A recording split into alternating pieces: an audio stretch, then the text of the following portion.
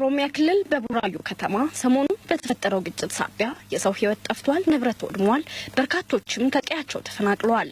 ለበርካታ ዓመታት በጋራ የመኖር እሴታችንን ለመሸርሸር በተደራጁ የጥፋት ኃይሎች የተፈጸመ ጥፋት ነው ብለዋል። ድርጊቱን ለማውገዝ ሰላማዊ ሰልፍ የወጡ የቡራዩ ከተማ ነዋሪዎች ድርጊቱ የቡራዩ ከተማ ነዋሪዎችንም ሆነ ለዜጎች ሰብአዊ ስለ ኢትዮጵያ አንድነት የሚታገሉ ቄሮችን የማይወክል ድርጊት ነው ብለዋል። በስመ ቄሮ ውስጥ ሆኖ ራራቱ የተለያዩ ወንጀሎች የሚሰሩ አሉ ወይ ደግሞ የተለያየ ፖለቲካ እርምጃቸውን የሚያስፋፉ ሰዎች አሉ እና ቄሮ አካባቢ ያለው ቄሮ ምንም አይነት ወንጀል የሚፈጽም የለም። እኔ አሁን ኦሮሞን አይወክልም፣ የቄሮን ህዝብ ወጣት አይወክልም። ይሄ ነገር ቄሮችን አይወክ በጣም ከባድ ነገር ነው የተሰማኝ። ወንድሞቻችን ናቸው፣ ስጋችን ናቸው፣ አብረን ኖረናል፣ ጎረቤት ነን። ከጥንት ጀምሮ የምናውቀው ማቀፍ፣ መውደድ፣ ሰላምን ነው የምናውቀው። ቄሮም የሚማቀው ለማንም ህዝብ አይደለም፣ ለሁሉም ህዝብ ነው የሚታገለው ቄሮ እስከዛሬ የምናውቀው ድረስ ማለት ነው። ይሄ እኛን አይወክልም ነው የምለው። ማንነታቸው ማይታወቅ የአሸባሪ ቡድኖች አይነት ሰዎች ናቸው ያደረጉ ያሉት። ይሄን ድርጊት ደግሞ ለመከላከል አሁንም ይህን ኃይልና ለውጥ ያመጣው ቄሮ አሁንም ይህን ነገር ደግሞ ለማውገዝ ይኸው እንደዚህ ወጥቶ እንዳለ ድምጹን እያሰማን ያለው።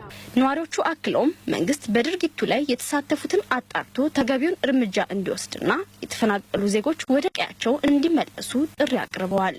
ዋናነት ጥያቄያችን እኛ ዛሬው ሰው ወንድሞቻችን ይመለሱልን፣ የሄዱት ከአካባቢያችን ወደ ቀያቸው ወደ ቤታቸው ይመለሱልን። ሁለተኛ መንግስት ደግሞ ለነሱም ጥበቃና ከለላ ያድርግላቸው። ሶስተኛ እነዚህ ማንነታቸው የማይታወቅ ተደራጅቶ ይሄንን የሚሰሩትን መንግስት በቁጥጥር ስር አውሎ ሰላማችንን እንፈልጋለን፣ የአካባቢውን ሰላም እንፈልጋለን። የተፈናቀላችሁ ኑሩ ከኛ ጋር፣ እናንተ ወንድሞቻችን ናችሁ፣ እህቶቻችን ናችሁ።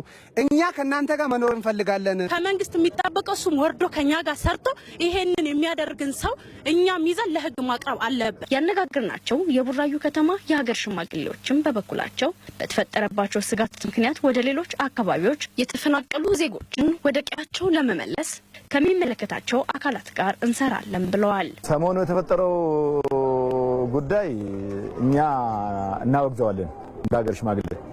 አሁን የተፈናቀሉ ዜጎቻችንም ወደ ቦታቸው ወደ ቤታቸው እንዲመለሱ እንፈልጋለን።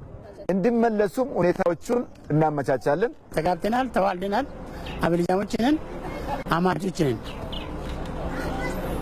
ግን የቀደሙ ትልቅ ስህተት ስለሆነ የአካባቢ ህዝብን አይወክልም፣ ቄሮንም አይወክልም።